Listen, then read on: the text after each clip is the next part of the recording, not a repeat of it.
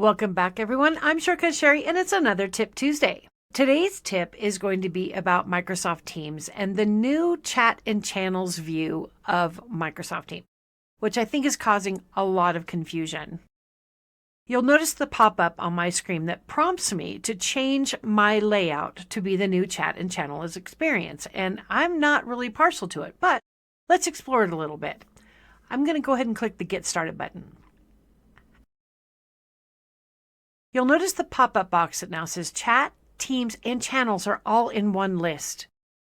I used to be able to say Teams equals SharePoint, Chat equals OneDrive. Well, now they've smushed them all together.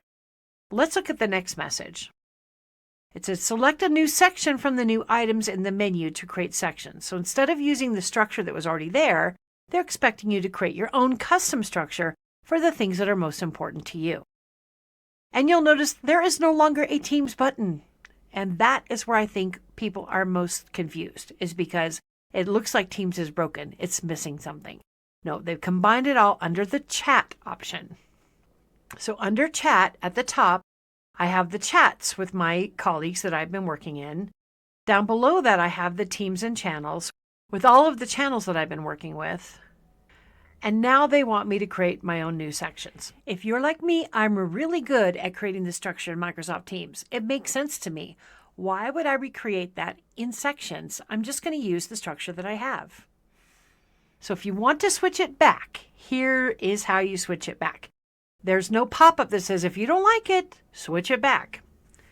Up here in the settings, under chats and channels, you have the option to keep the combined view or change it back to separate view.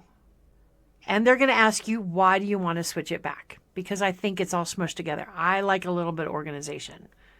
And this will send the feedback to Microsoft. Now notice my Teams button is back and my chats are back. You do not have to use the combined view if you don't want to. If you happen to click that little pop-up and say, yes, please, and decide to change your mind, you can always switch it back. That's my tip for this week. I hope you found it helpful. Meet me back here next week for another great tip. And in the meantime, I'm Shortcut Sherry, and it's my job to make your job easier.